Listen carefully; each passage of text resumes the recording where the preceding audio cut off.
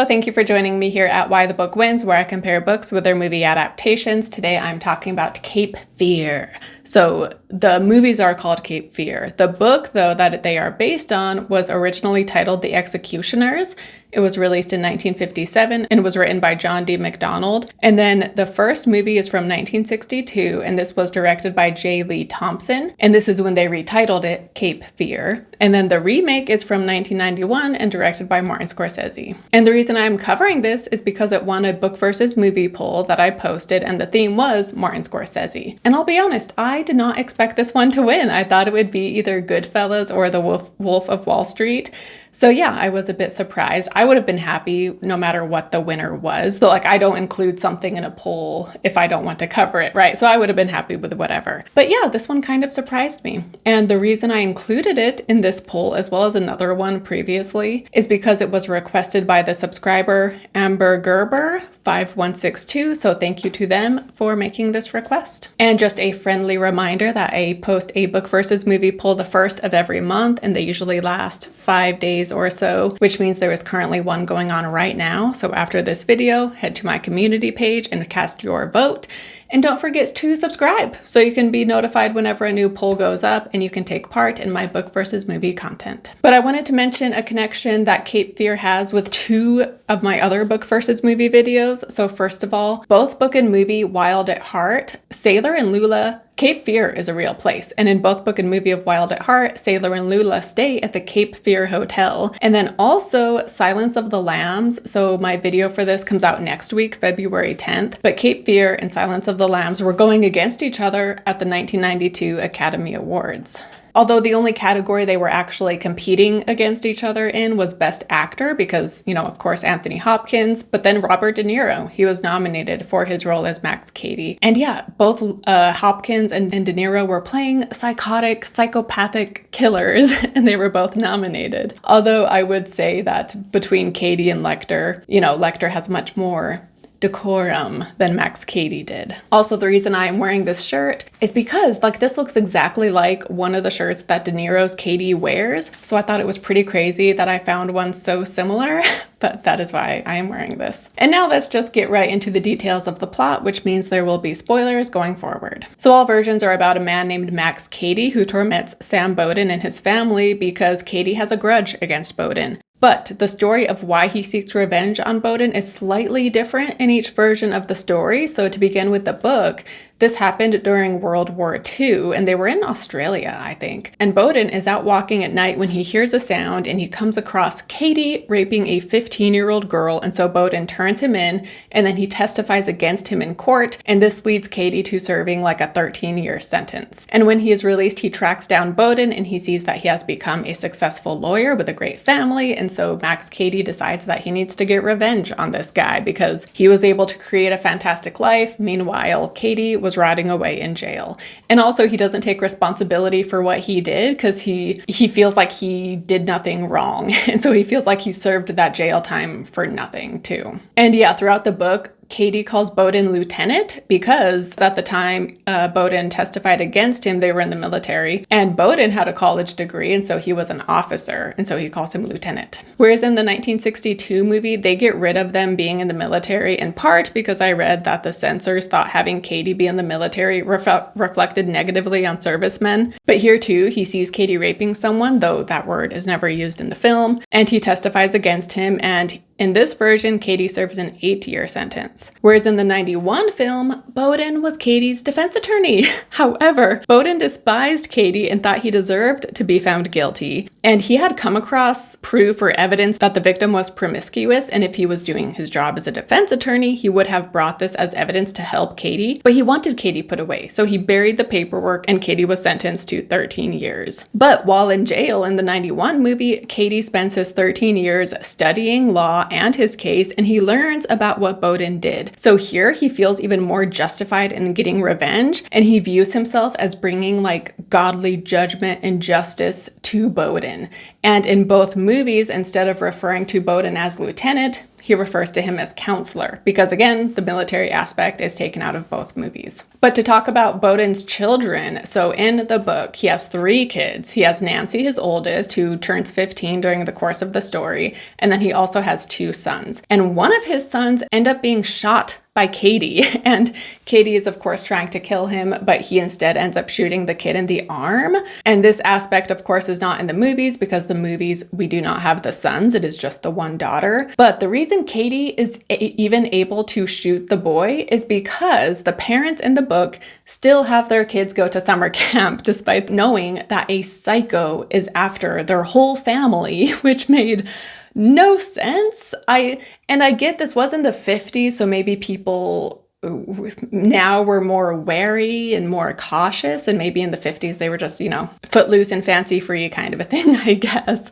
But still, like, this guy is insane, and you still have your kids going to camp under their real names. Like, it was obviously so easy for Cady to find out where the children were, and they're still outside. Yeah, they're around people, but they're still going to be outside. And anyway, it kind of didn't make any sense. And also at this point, Cady has poisoned their family dog. And in the book, he basically admits this. And so there is no speculation, like they know he killed their dog. So yeah, clearly this guy is insane. So why would you allow your kids to still be out in public doing their thing? And in all versions, Bowden and his wife are extra nervous for their daughter's sake because Cady had been tried for attacking a girl that was the same age as her. And Cady also makes suggestive remarks to Bowden about his daughter as well as his wife. And in the 1991 movie, we get a fantastic scene, probably my favorite scene in the whole movie, when Cady pretends to be one of Danny's teachers, because in this version, they change her name from Nancy to Danny. And at first, she thinks he's just some new teacher, but eventually she realizes who he is, and yet she is kind of drawn to him. And this was so gross, the way Cady was with her, and yet my eyes were glued to the screen, and the performances by both of them was just fantastic. Juliette Lewis was only 18 and she was nominated for her role in this movie, and it was well deserved because she again was just so incredible in this movie. And later on when they were on the houseboat and Cady is there with Danny and her mom, that scene too, their interaction was just so good. So this movie is worth watching just to see the interactions between Juliette Lewis and Robert De Niro because I loved it. By the way, I did not know this until I was looking up pictures from the 92 Oscars, but Juliette Lewis began dating Brad Pitt when she was around 16 or 17 and Brad Pitt was 27, which is pretty questionable on his part, to say the least. But then also when the parents realize that Danny interacted with Cady at school, Danny is kind of defiant and says, she tells her dad, I know you would like to think he forced himself on me, but actually I was okay with it because he kisses her. But this just so perfectly captures what grooming is like, right? Because the person being groomed, they are manipulated into thinking that they are making the choices, that they are calling the shots, and that this is something they want, when in reality, they are being manipulated because they are just so naive and gullible, And so, we just see how naive and foolish. I mean, she's only 16 in the movie, right? And so she tells her dad, she thinks they had a true connection and he understood her and he's just lonely kind of a thing or something. And so again, you're just seeing wow, she does not realize how gross this is. At least not at this point, right? But later on, of course, she does realize. And when he has them trapped on the houseboat, multiple times, Danny is the one who attacks him. So first, she throws boiling water on him, and then later, she douses him with lighter fluid when he lights up a cigar. And the 91 movie is the only one that has the daughter in this significant of a role. In the 62 movie, we do get some scenes where she is cornered by Cady in one way or another, but they definitely increased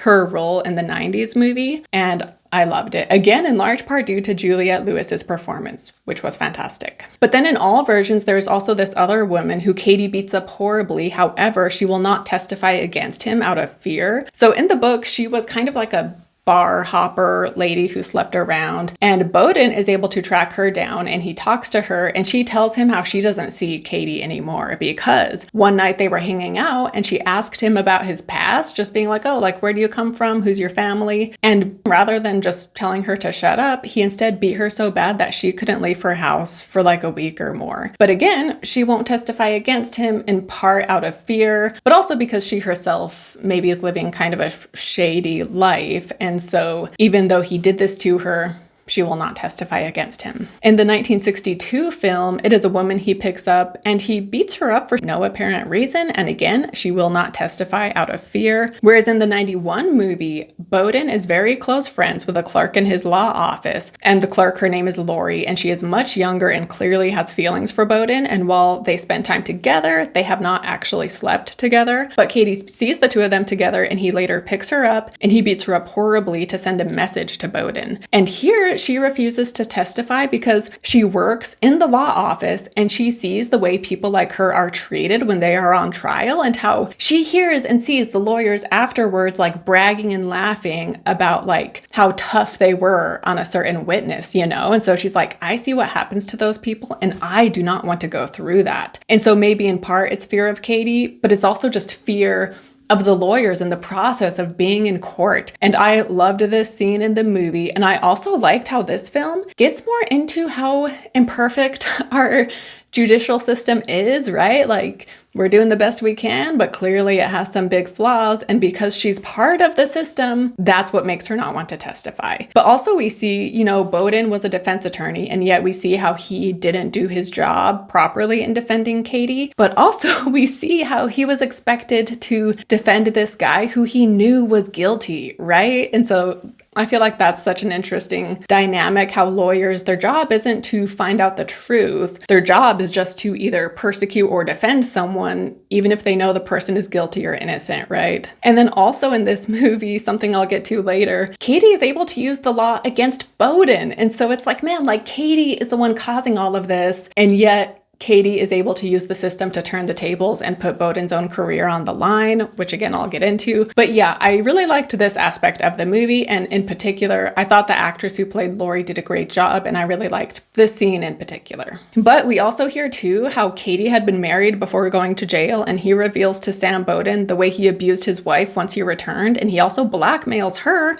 into also not testifying against him. But in all versions, Sam eventually pays to have Cady beaten up by these three guys. But Cady, in all versions, he is so tough that he turns on the guys and beats them up really bad. And in the book, a cop comes up to try to break up the fight, and Cady ends up beating him up as well. And so because of this, it actually does benefit Bowden still, because Cady ends up being sentenced to like 4 or 6 weeks, I can't remember the exact time, but for a number of weeks, he is sentenced to jail. And while Cady is in jail, Bowden contacts someone about beating up Cady once again once he is released. And this time he plans to have him beaten up so bad that like, maybe he wanted him dead. No, I can't remember, but basically he was going to have them beat him up even more and make it even worse. However, the guy he was talking to about this, while Cady is in jail, this guy dies, and so this whole plan is just totally derailed. And so we do see how Sam just has very limited options when it comes to how to deal with Cady. But him beating up a cop, that aspect is not in either movie. So in both movies, you know, he just beats up the guys who are there to beat him up,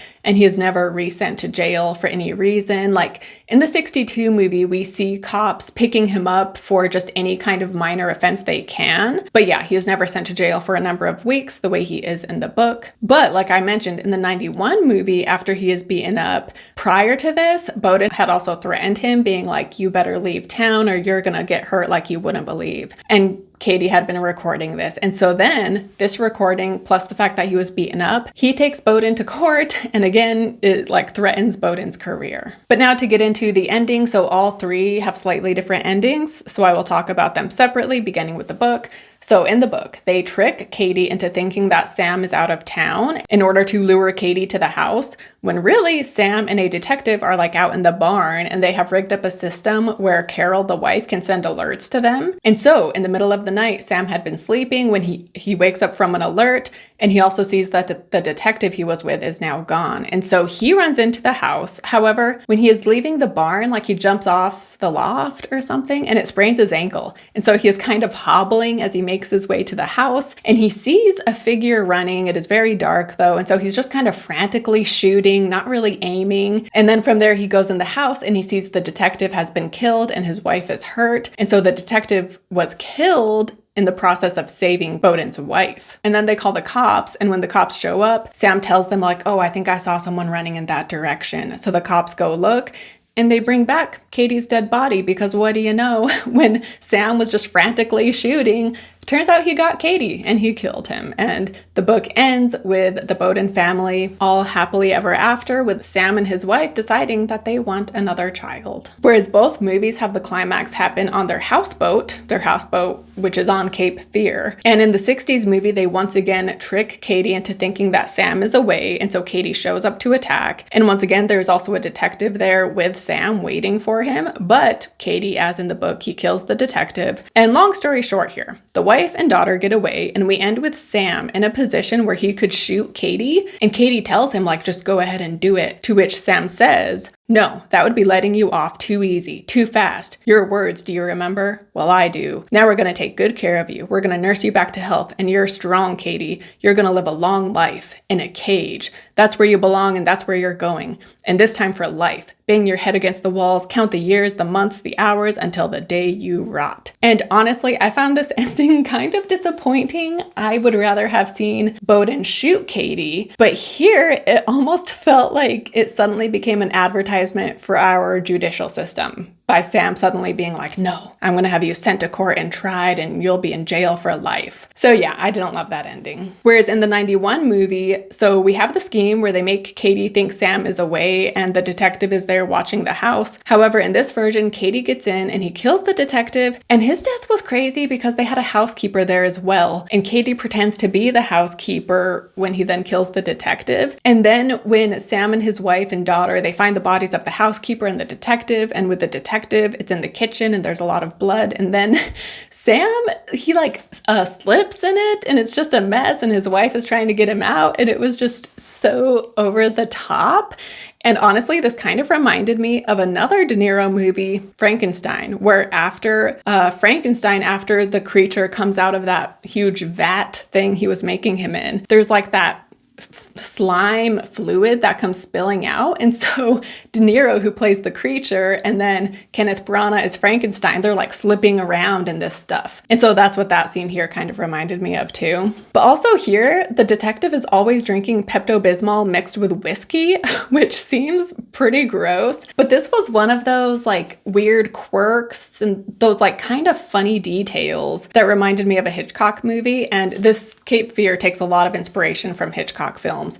And so yeah, I felt like this little detail also felt like something Hitchcock would include, because his movies did often have moments of humor and just like these weird character quirks. So yeah, anyway, Pepto-Bismol and whiskey though, that sounds so disgusting. But from here, Sam and Danny and his wife Lee, they drive to their houseboat on Cape Fear. But turns out Cady is strapped in under the car the whole way, and he eventually breaks into the boat, but not before he cuts the rope that had been keeping it docked. So now they are just careening down into the storm. And the end scene here did last a bit too long for my taste. Like, Danny lights him on fire and he jumps into the water to save himself, but then he shows up again and he reveals that he knows about the file that proved the woman was promiscuous and how Sam buried it. And ultimately this ends with the boat breaking apart, and Sam had handcuffed him to part of the boat, and so he ends up drowning while he is like speaking in tongues. And the movie, it also begins and ends with Danny talking about, like at the start she talks about how much she loved the houseboat on Cape Fear, and then in the end she says, "We never spoke about what happened, at least not to each other. Fear, I suppose, that to remember his name and what he did would mean letting him into our dreams. And me?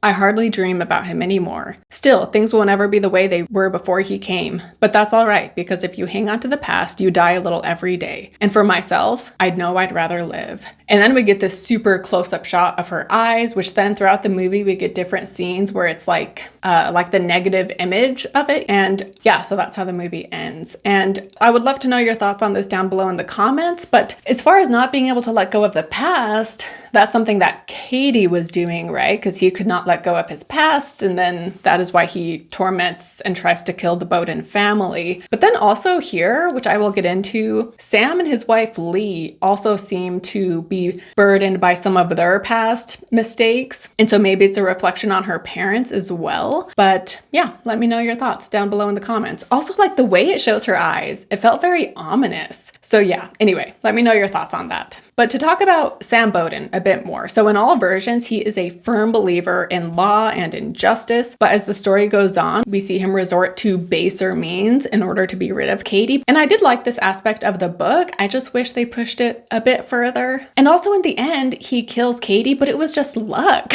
Like he was just frantically shooting. And so I didn't love that either. Like it almost made his character too clean by the end of the book. Like he didn't truly have any blood on his hands because when he was shooting, he was just kind of doing it without aiming. And then also in the end, he and his wife, like I enjoy happy endings, but here it felt like they were just a bit too happy in the end. And I kind of wanted like his faith and justice, I wanted to see it even more rattled by the end. And even once Cady is dead, he is still impacted by this. And I guess I wanted to see his family like more deeply scarred by this event, right? Rather than just going back to the carefree 1950s family, you know? But also in the book, the character of Sam was so ineffectual and kind of useless at times. And also really careless, like I talked about, with them just kind of going about life as normal for far too long. And he sends his kids to summer camp still. And then at one point, the wife and one of the kids, they do stay at another hotel to get away, but they use their real names. Like use a fake name. Cady could easily track you down, you know? But I can appreciate the fact that in the book, he wasn't written to be this valiant hero, you know? And so on one hand, I do like that. And yet on the other hand, it was so frustrating because I felt like he made so many stupid decisions. And then to get back to Sam losing faith in law and order, the 1962 movie just totally ruins this message all the more by having him not even shoot Cady at all in the end, and instead opts to have him tried in court. Whereas the 91 movie, I think this shows Sam's evolution in a more satisfying way. Like we see him being ineffectual to some extent, like he was in the book. And while in the end, he doesn't kill Cady, he does attempt to, and he does handcuff him to the boat, which does seem to lead to Cady drowning. And I also liked in this movie too, how the arrival of Cady, it stirs up the past drama between he and his wife because it seems he had cheated on her before. And so I would say that even though in the end, based on Danny's voiceover, she says how they never talk about it, still it clearly has impacted their lives and it stirred up past drama, but also just, yeah, like they never fully recovered from the presence of Max Cady. And so even though it's kind of a darker ending, I did prefer it. And then I did want to talk about the title because when I read this book, the edition I read was titled Cape Fear. And I thought that's what the book was called. And so when I finished it, I was like, man, that title kind of doesn't make sense. But then after I watched the first movie, I realized that the book was titled The Executioners. However, Gregory Peck, his production team, made this movie and he wanted the name changed and he just randomly chose Cape Fear. Well, not randomly. Obviously, it sounds like the name of a thriller, but it's a real place. So he just looked at a map and was like, that's a good name. And then they kind of adjusted the script to fit the name. Whereas, yeah, the book, I really like the title, The Executioners, actually, because Max Cady is an executioner as he tries to kill the Bowden family, but then Sam is also an executioner because he is the one who ends up killing Cady in the end. And then when it comes to book versus movies, so as I've said, this book, for one, I found it like, it was almost kind of boring at times, so it wasn't as suspenseful as I wanted it to be. But also, again, the character of Sam Bowden and even his wife, they were just kind of frustrating with some of the choices they made or the choices they didn't make. Like, I mean, come on, like once they know he poisoned the dog, like that tells you the length this guy is going to go to, right? So I feel like, again, they could have taken far more steps, far more precautions in order to protect their family. But I will say one thing I liked about the book is that when Sam gets to the point where he tells his wife, like, we need to hatch a plan to kill Cady, the wife is all on board. But then they changed this in the 62 movie because partway through the film, Sam is like on the border of just going out and killing Cady, and the wife is telling him like, no, you can't do that. That crosses a line. I'm going to call the cops on you if you step out of this house right now. And so she goes to call the cops when then he comes back inside. And so I preferred, like, it seemed like the 62 movie was trying to make her more of like a moral compass or something. And so I just preferred in the book where she is like, yeah, like you're right. This is what we need to resort to. And something else I liked about the book is I did think the dialogue was really good, like between all of the characters. But then like between Carol, the wife, and Sam, the husband, yeah, I thought the dialogue sounded very natural and real. But I do think the movies do a better job at making you feel that desperation, like I said, and that suspense and the drama. But between the two films, I think I prefer the 91 movie over the 62. The 91 movie, it could be so over the top. Like some of the performances, they were just doing the most in some of the scenes, and yet I liked it. And I also thought there was just a lot of cool camera work being done here. And again, he's paying homage to the original film, but also, like I said, he took a lot of inspiration from Hitchcock movies. And so certain things about it are very Hitchcockian, while also certain things are just so over the top, but again, I think it worked. And also, by the way, Gregory Peck, who plays Sam Bowden, and Robert Mitchum, who played Max Cady in the 62 movie, as well as the cop from the 62 movie, they all have cameos in the 91 film. And Gregory Peck and the cop, they share a scene together, whereas Robert Mitchum, he just had his own role and he never interacted with Gregory Peck, which makes sense because Mitchum and Peck did not get along when filming the 62 movie. So it makes sense that even though they both have cameos, they never actually interacted. But it was awesome seeing all three of these actors play roles in the new film. And another thing I love about the 92 movie is how at the start, when Max Cady is leaving the jail, he is walking towards the camera and then he basically just walks right into the camera. And this was just so perfect for his character and I loved it. And I also did like the scene when he is being a nuisance in the movie theater because he is laughing really loud and smoking his cigar. But yeah, so between the two movies, I prefer the 91 personally, but between the 91 movie and the book, I still prefer the 91 movie. So when it comes to book versus movie, the movie wins here, I would say. And that wraps it up for Cape Fear, book versus movies. Let me know your thoughts down below in the comments. Let me know if you have read this book and how you liked it. Did you think it was suspenseful? Because again, I felt like it just didn't have enough tension. Also, to be fair, when I went into the book, I had seen clips of both movies and I guess they were always in the end scene. Like I specifically remember seeing a clip from the 91 movie when he is there on the houseboat with the Bowden family. And so I went into the book thinking that this was a movie where the bad guy kidnaps the family and holds them hostage. So that's what I went into this thinking it would be. And so maybe it's my own fault because then when I found out that it was really about him tormenting them from afar, in a sense, while Sam trying to figure it out, it just wasn't what I had expected, and then it just wasn't as exciting or tense or suspenseful. And again, I do think the movies made you feel the desperation and the fear all the better too. But anyway, yeah, so let me know your thoughts down below in the comments. Thank you to everybody who voted in the poll, and don't forget to like and subscribe, and I will see you next time. Bye.